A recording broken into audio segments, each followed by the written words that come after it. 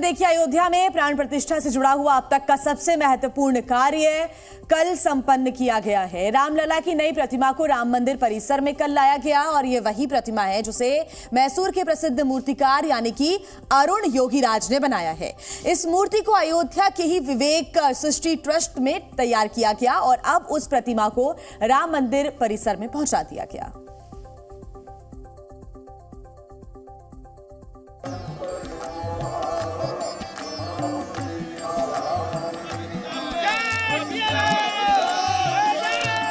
पांच 500 वर्षों के इंतजार के बाद अयोध्या में एक क्षण आया है।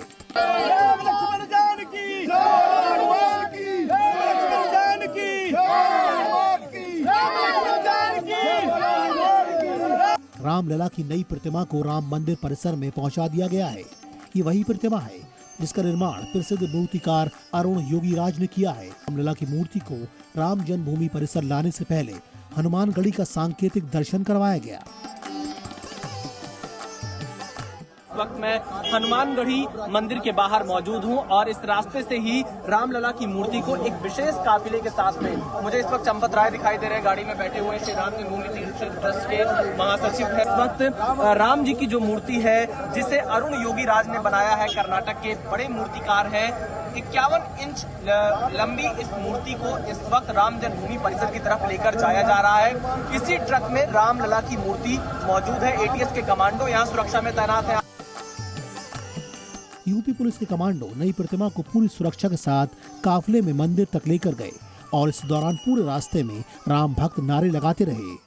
प्रभु श्री राम की वो मूर्ति जिसका लोग इंतजार कर रहे थे वो अब विवेक सृष्टि ट्रस्ट के इस परिसर से बाहर निकल रही है। ये ट्रक जिस पर पीले रंग का ये त्रिपाल डला हुआ है और यहाँ पर आप देख सकते हैं इसी के अंदर रामलला की वो मूर्ति है जो उस भव्य मंदिर में स्थापित की जाएगी प्राण प्रतिष्ठा के साथ। बहुत खुशी की बात हो गई।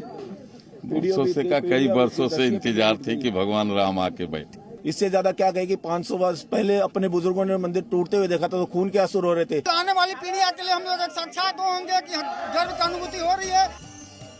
इस ट्रक में रामलला की 200 किलोग्राम की नई मूर्ति मौजूद है जिसे मूर्तिकार अरुण योगीराज ने तैयार किया है। प्राण प्रतिष्ठा की विधि 16 जनवरी को शुरू हुई और दूसरे दिन ही मूर्ति को लाया गया है। बताया गया है कि अरुण योगीराज ने 6 महीनों तक अयोध्या में रहकर इस मूर्ति को तैयार किया है। गर्भगृह में स्थापित करने के लिए कुल 3 मूर्तियां बनाई गई थी, जिनमें से योगीराज द्वारा बनाई गई एक मूर्ति का चयन किया गया है। राम मंदिर के गर्भगृह में भगवान राम के बाल रूप की प्रतिमा को स्थापित किया जाएगा। श्री राम जन्मभूमि तीर्थ क्षेत्र ट्रस्ट के महासचिव चंपत राय ने गर्भगृह में पूजन किया और कल से इसी स्थान पर रामलला की नई प्रतिमा स्थापित हो जाएगी।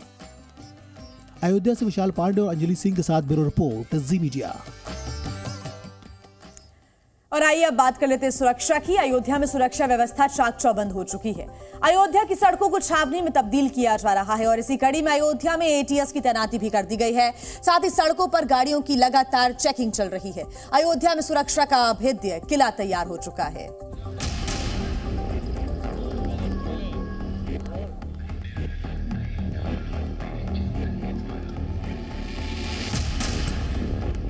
अयोध्या में चप्पे चप्पे पर कड़ी सुरक्षा।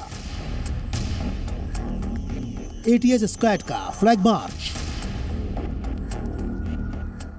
22 जनवरी को अयोध्या में प्रभु श्री राम की प्राण प्रतिष्ठा की जाएगी।